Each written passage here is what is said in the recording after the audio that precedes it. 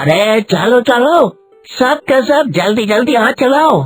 अगर इतना ढीला होकर काम करोगे तो एक दिन में कैसे 20,000 पास्ता का पैकेट बनाकर तैयार करोगे? हाँ, हमें आज के आज सारा ऑर्डर तैयार करके पार्टी को भेजना है। सारे के सारे वर्कर जल्दी जल्दी पास्ता के पैकेट बनाने लगते हैं, मगर सबसे ज्यादा मेहनत विनोद करता था। वह इतनी भारी गर्मी में भी 10 से 12 घंटा काम करके पसीना बहाया करता था और पास्ता का पैकेट तैयार करता। पास्ता की फैक्ट्री से एक दिन में कम से कम सेठ जी की कमाई लाखों में हुआ करती, लेकिन फिर भी उसका दिल इतना बड़ा नहीं था कि वह विनोद की पगार बढ़ा दे। विनोद पढ़ा लिखा नहीं होता है, इसलिए वह उसी जगह में काम करता था।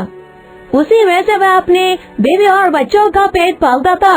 हाँ सेठ जी, मैंने अपना सारा काम खत्म कर दिया है। अच्छा चल तू फिर।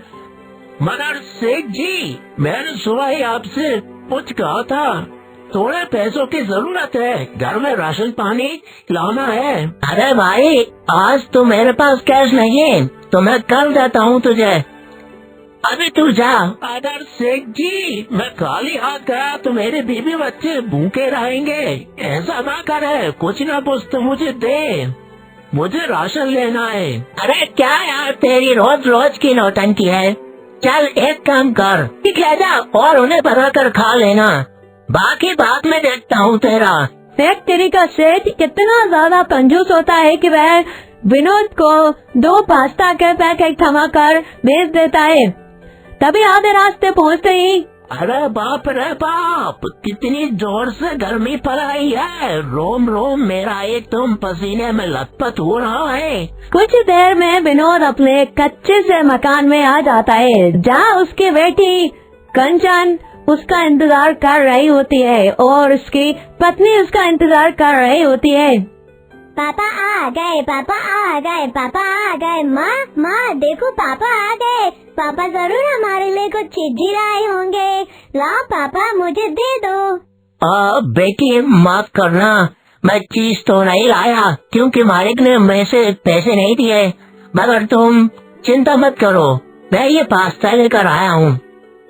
सुनो विनीता, ये लो, ये पास्ता के पैकेट जल्दी से बना लो, फिर हम खाना खाते हैं। विनोद की पत्नी विनीता उन पास्ता को अच्छे से बनाती है। पास्ता बनने के बाद विनोद और उसकी पत्नी और उसकी बेटी पास्ता खाकर सो जाते हैं। अगले दिन सुबह होती है और विनोद रोजाना की तरह फैक्ट्री में काम पर जाता है, तो अपने मालिक को बात करते सुनता है।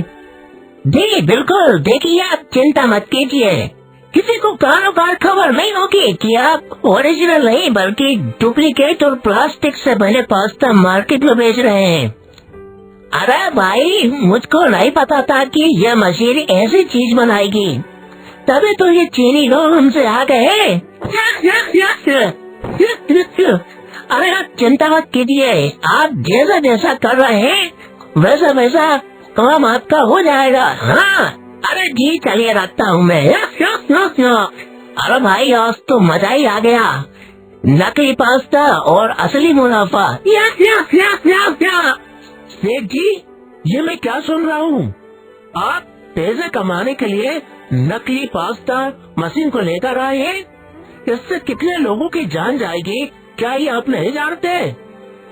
नहीं, मैं तुमको लोगों की जिंदगी से खिलवाड़ नहीं करने दूंगा। अरे विनोद, रब, तू मेरी बात सुन, देख तू मेरे यहाँ सबसे खास बंदा है, काम भी काफी अच्छा करता है, इससे बहुत फायदा होगा, मैं तेरे भी पैसे बढ़ा दूंगा, तो चिंता मत कर।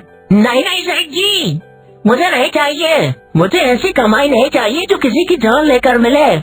सेठ जी, मैं आपको पुलिस में शिकायत करूंगा, सच पूरी दुनिया के सामने लेके आऊंगा।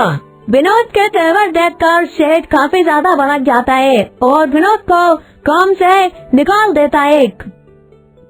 विनोद मायूस होकर घर जा रहा होता है, तभी विनोद को रास्ते में मकान मालिक रोक लेता है। अरे भैया विनोद, कहाँ जा रहे हो? पिछले 6 महीने से तुमने घर का किराया नहीं दिया, वो कौन देगा और कब दोगे, बताओ मुझे। देखिए, मैं आपका किराया जल्दी से जल्द दे दूंगा, लेकिन अभी मुझे जाने दीजिए, मैं अभी बहुत ज्यादा परेशान हूँ। मकान मालिक विनोद को जाने देता है और ज्यादा जोर जबरदस्ती नहीं करता है। विनोद घर आ जाता है अपना उतरा हुआ मुंह लेकर। विनोद बहुत ज्यादा चिंता में होता है। वह अपनी पत्नी और बच्चों को कुछ भी नहीं कह पाता। विनोद इतना ज्यादा परेशान होता है कि वह खुदकुशी कर लेता है और उसकी मौत हो जाती है।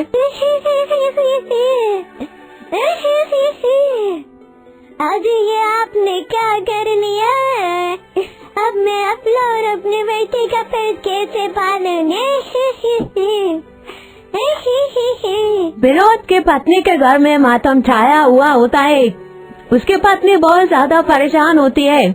उसके अंतिम संस्कार के बाद उसे यह चिंता सताने लगती है कि उसके घर का गुजारा कैसे होगा। तभी उसकी बेटी कहती है, माँ, क्यों न हम पास्ता का कोई ठेला लगा ले? माँ, तुम्हारे हाथ के बने पास्ते बहुत ही ज्यादा लाजवाब और स्वादिष्ट होते हैं। छोटे से सामान में भी तुम बहुत ज्यादा अच्छा स्वादिष्ट पास्ता बनाती हो। माँ, क्यों न हम पास्ता का कोई ठेला लगाएं? विनीता को भी अपने बेटे कंचन के बात कहीं न कहीं समझ में आ जाती है। अपने पति के बचे हुए रखे हुए थोड़े से पैसे से वह पास्ता बनाने का सारा सामान ले आती है और अगले दिन से ही पास्ता का ठेला मार्केट में लगाना शुरू करती है। एक दो दिन तो विनीता का ठेला बहुत मद्दा चलता है, यानी कि कुछ खास कमाई नहीं होती है, लेकिन दिन ब दिन उसके ग्राहक बढ़ने लगते हैं और इस प्रकार से वह एक अच्छी खासी जिंदगी जीने लगती है। अब उसकी बेटी भी स्कूल जाती है और पढ़ाई करती है और विनीता मार्केट में पास्ता का ठेला लगाकर पास्ता बेचने लगती है, जिससे उसकी जिंदगी सुखी से